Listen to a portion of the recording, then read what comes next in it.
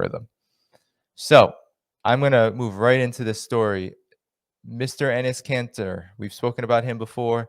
Enes Kanter Freedom, the discredited former NBA player now because he has been cut. And I give a huge applause to all of the teams that finally did what was necessary, not for political reasons, but purely because he has nothing left in the tank and he really doesn't have any value to any team. I'm a big Celtics fan, so he was really a big nothing burger in that area for me. But he's been cut, and now his decision to speak at the Conservative Political Action Committee, the huge GOP super PAC that holds regular conferences to spout off at the mouth their reactionary imperialist agenda. They invited him to speak, and he had accepted for later this month. But now he is no longer going to speak because, and I'm going to share this, he needs to focus on NBA things. He needs to figure out his NBA career. So here we go. Mr. Enes Kanter is no longer going to be speaking at this conference. Let me just scroll up to the right place. So Enes Kanter Freedom pulls out of CPAC. I need to figure out this NBA stuff first. Yeah, he really does. He's been wasting a lot of our energy, honestly. I mean, it's just pure political opportunism for him. You know, Enes Kanter Freedom, we're talking about the Beijing 2022 Olympics. He really kicked off the intense anti-China propaganda campaign several months ago through these tweets about China's so-called human rights violations, which have all been debunked already. But Enes Kanter Enes Kanter then decided to make this whole shoe line. He decided to really jump on this bandwagon, and I think with political help, right? He had already been hobnobbing with Marco Rubio, with John Bolton, with the GOP. He basically was regurgitating Mike Pompeo's talking points at the close. Well, Trump was already done, but he was basically repeating the Trump administration, Mike Pompeo's talking points on China, which Biden has very willfully adopted. But nonetheless, this is where Enes Kanter Freedom is at. He has spent the last several months promoting this propaganda about China leading up into the Olympics, has jumped on the human rights atrocity propaganda campaign. He has been rubbing shoulders with all of the National Endowment for Democracy's sponsored organizations, which are using millions of US tax dollars to promote anti-China rhetoric and to smear China as some sort of human rights catastrophe. So here he is. You know, he changed his name to Freedom. And so this is just going over what he's done. He's called out LeBron James for supposedly towing China's line. And here's just some of the disgusting things that Mediaite is covering. But last week, the Swiss-born Turkish American was confirmed as a speaker for this year's CPAC. So here you go. He was going to go to Florida, rub shoulders with the far right in the United States. And now the Rockets, after the trade deadline, they picked him up and they cut him. So he is no longer in the NBA. And given how he was playing on the Celtics, the few minutes he was receiving, I don't think he's really going to be picked up and play any real significant minutes for the rest of the year. So Heavy reported some in the league shared doubts after Freedom was waived that he would be able to land another contract in the NBA. Freedom now seems to be highlighting the uncertainty over whether he will get another NBA job by the fact that he has been outspoken on a number of issues. He has been retweeting comments from conservative legislators who argue he is being punished for his stances against the government in China, which is a ridiculous assertion for so many reasons. But I don't know if anyone else signs him, maybe not. I think maybe from a basketball standpoint, it's really questionable. I'm not sure if any of the staff of the other stuff will even come into play. I don't think he won't get a job because of anything he said or done. I think he just doesn't guard, and the game is changing. He plays a lot older than he really is. So I think that's more accurate. That's actually incredibly accurate about Mr. Enes Kanter. Uh, so, so John Smith. Okay, I see you out here. So yeah, Enes Kanter. He is trying to, and he hasn't expressed this, but his friends on the far right have expressed this, that he's a victim of persecution, speaking out against China. But that's ridiculous given what this GM is saying, which is wholly accurate. And his Cantor has never been able to play defense. And this is just some basketball talk. Never has been able to play defense. But he had some offensive talent. He could offensive rebound with the best of them. And that made him useful. Well, when that started to change, when those skills started to diminish his effectiveness on the offensive end, well, his defense just became even more of a liability. He really doesn't move his feet on defense. He gets killed. And after the Celtics let him go, they've been on fire. This has been a pattern throughout Enes Kanter's career where it seems like teams are better off without him. So that's essentially who Enes Kanter is. He's a poor basketball player, and he was also a poor pawn in this broader imperialist front against China. He was not effective, right? I think that the only reason why he was even taken seriously was because the corporate media, especially Fox News, but really across the gambit, gave him attention. The Boston Celtics had this, like, at the TD Garden, they had this, like, thank you, almost kind of, he got a standing ovation for his stand. I mean, that's how you know Boston is just that reactionary. Where I'm from is when they'll praise someone as sorry as Enes Kanter. But nonetheless, this is where he's at. And, honestly, he had it coming. I mean, think about this, guys. If you, let's take the political issue as true, right? That he is being persecuted because he is slamming China, which I don't think has any truth to it. But let's say it is true. Think about what it means to denigrate and insult 300 million people who consume basketball in China, who are interested in basketball, who want more interaction with the NBA. They love the NBA. They love NBA players. They follow it religiously.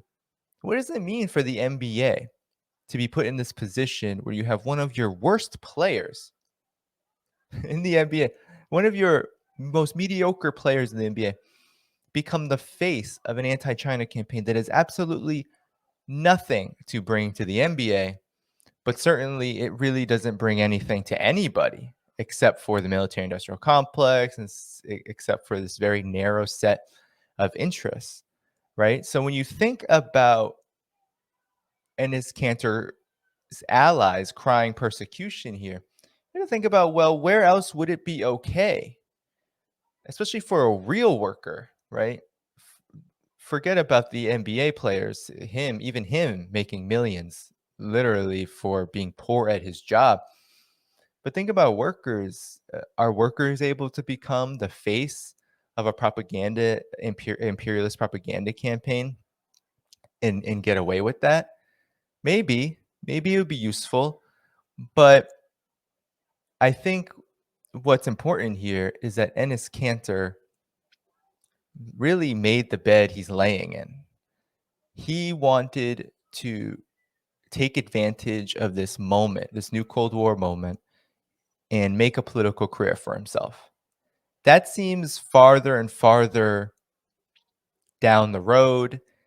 Doesn't seem like what he did really landed with anyone outside of the far right and his friends and buddies in the ruling class who were using him for those ends. Doesn't seem like it really landed. No one really took him seriously. LeBron James didn't even look him in the face when they played each other. It was an incredible scene. he isn't big business for the NBA, and honestly, he isn't big business for the establishment. He's just a pawn, and now he's being played like one. And this is honestly the perfect case of you reap what you sow here. And so he's not going to speak at CPAC, and no one is going to miss it. No one's going to cry about it, right? To quote Eileen Gu, you know, no one's going to cry about this because Enes Kanter was a poor defender. And as John Smith says here, you're right. The Celtics are red hot, and part of it is their defense is incredible now. And ever since they stopped playing Enes Kanter, their defense has gotten much better. Not to say that he's the only factor there, but it is one of those factors if we're just talking purely basketball, purely personnel. So that's where we're at with Enes Kanter. Honestly, I'm glad he's not in the NBA. I know that he isn't going to stop his anti-China crusade, however, because there's always going to be opportunities. Beijing 2022 is happening, and we're going to get into that in a minute. But Enes Kanter, right? He represents, really, he personifies everything that this anti-China crusade is all about. The propaganda, number one, right? That China is a genocidaire, that it is committing genocide in Xinjiang, that it is repressing Hong Kong, that it is still, this talking point came up for Enes Kanter, that Tibet is under some horrific regime of oppression. All of these things have been deconstructed and debunked. I've done it here, talking about the feudal conditions of people in Tibet prior to the Chinese Revolution, talking about how Xinjiang's life conditions of life have improved from life expectancy to just overall population to poverty alleviation, right? We can go on and on and on. Hong Kong, another situation where I interviewed David West and I showed through our joint analysis that Hong Kong actually was a colony of the British Empire, and it was given back to China in 1997, rightfully so, after decades and decades of negotiations and struggles. And essentially, that is what the imperialists wanted to go back to. And so they sponsored these protests through these organizations, through the NED, that wreaked havoc for a good several months to a year, but also in other periods, like in the 2014 umbrella movement, like in 2003, right? All these moments where the NED funded organizations wreaked havoc in Hong Kong to try to separate it or build up the conditions to separate it from China. That has failed, and China came in with its national security law and really honestly cleaned things up, but not in the way that people think. Not, oh, they didn't come in and literally sweep things up, literally, uh, repress people in Hong Kong. Actually, what they did was they finally enforced a key part of the basic law. And the basic law, which said that territorial integrity and sovereignty of China is principle, and that Hong Kong does need a national security law in order to enforce that. And it was never done until now, 2019. So now it's being done, and there's more peace in Hong Kong. And a lot of these folks like Joshua Wong and Jimmy Lai, these puppets of the West, they have been arrested, not in a lot of ways, not because of the protests, but because of other crimes that they've committed in the past. And it's basically over. And so all of this human rights propaganda is part of it. And it doesn't even have to be true. It just has to smear China. And then you go into the geopolitical part of which is related to the propaganda, in that by continuing to bash China, Enes Kanter was trying to profit from this. It's really fueling the military industrial complex. It's really fueling the big business interests that want to see China contained. It helps shape public opinion, so people think that China is their enemy. And that's what's happened. All right. The human rights atrocity propaganda is probably one of the hugest elements of shaping public opinion and getting people to think that China is their enemy.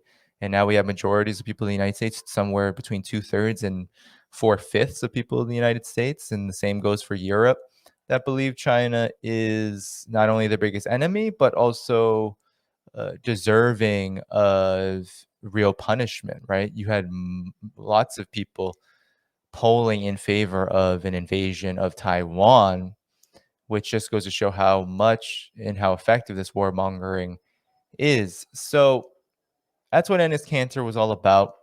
But we don't need to stay on him for too long because it seems like his day in the sun has set and he will have to figure out this MBA stuff, which he probably should have been doing all along, but it's attractive. It really is attractive to go after China because there's a lot of money pouring in. I analyzed in a prior article that the money that was being thrown around in legislation, like the Innovation and Competition Act, now the Competes Act, is hundreds of millions of dollars that would be going to the anti-China propaganda apparatus, like the U.S. Agency for Global Media. I surmise that someone like Enes Kanter was looking for that money. It's a lot easier to do that than play basketball. Basketball is actually pretty grueling for the body. It's a lot of labor. It's a lot of labor time. 82 game season, big chunk of the year where it's not a typical schedule. It's not like you're going 9 to 5. No, you're traveling, you're on. It's hard work.